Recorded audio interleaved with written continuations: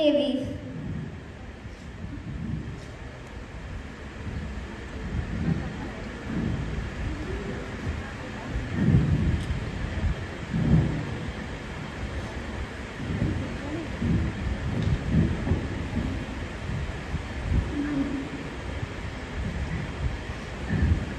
Wow, हे कुत्रा कुत्री यांच्या पिल्लांसोबत किती छान खेळतायत, किती मस्ती करतायत.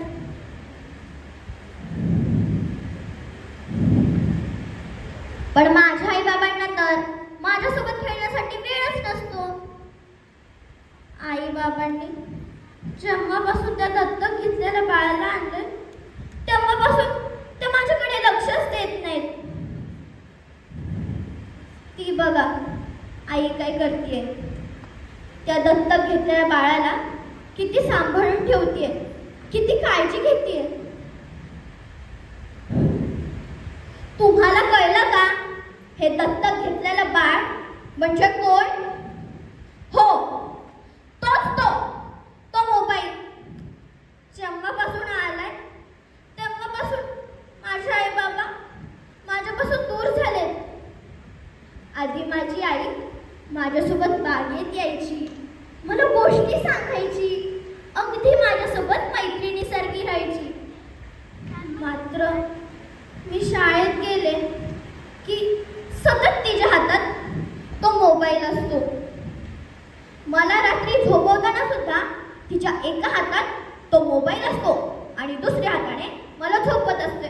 आणि कधी मला झोप लागली नाही तर सतत ओरडते, झोप झोप झोप. आता तुम्हीच मला सांगा, अशी मला कशी झोप लागणार? त्यांच्या काही मोबाईल नव्हता ना, म्हणून त्यांच्या आईबाबांनी सतत त्यांना काहीतरी चांगलंच शिकवलं. पण ह्यांना आम्हाला शिकवायला वेळच नसतो. बाबाही कामावरून आले की सतत त्यांच्या हातात तो मोबाईल असतो. अहो, माझ्या बाबांकडे तर दोन दत्तक घेतलेले बाळ आहेत. एक त्यांचा मोबाईल आणि दुसरा लॅपटॉप. घरी आले, हातपाय धुतला की एका हातात मोबाईल जो सतत कानाला लागलेला असतो आणि दुसऱ्या हाताने लॅपटॉप उघडून बसतात.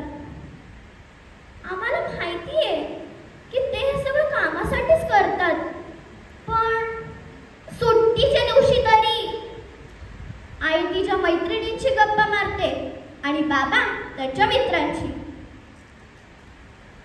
पण मग आमच्याशी कोण गप्पा मारणार?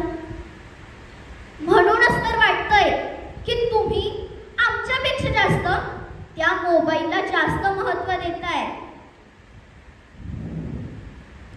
आई बाबा तर मोबाईल बघतातच, पण आता तर आजी आजोबा सुद्धा त्या मोबाईलमध्येच घुसतात.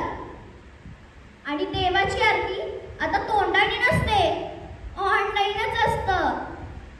आम्हा मुलांना काय हवं काय नको निदान जेवताना तर लक्ष द्या. एकदा काय झालं, मी जेवत होती, आईला तिच्या मैत्रिणीचा फोन आला. त्या दिवशी ना आईने खीर बनवलेली. मी आईला सांगितलं, आई खीरीत साखर थोडी कमी आहे ग. पण आईने फोनवर बोलता बोलता खीरीत साखरेऐवजी मीठच टाकून दिलं. कधीतरी मोबाईल सोडून आजूबाजूला बघा ना, दिसेन मी तेव्हा तुम्हाला तुमच्याकडे बघताना. मी मोबाईल असते तर काय झालं असतं बरं? मी मोबाईल असते तर सकाळी सकाळी आजोबांनी देवाआधी मलाच बघितलं असतं. बाबा मला सगळीकडे फिरायला गेले असते घेऊन. बाबांच्या खिशात बसून अख्खं जग आले असते फिरून. आई माझ्याकडे बघून खुदू हसली असती. सतत मला गालाला लावून गप्पा मारत बसली असती. नको मला मोठा केक, नको मला नवे खेळ, गिफ्ट म्हणून द्याल का तुमचा थोडासा वेळ? थँक्यू.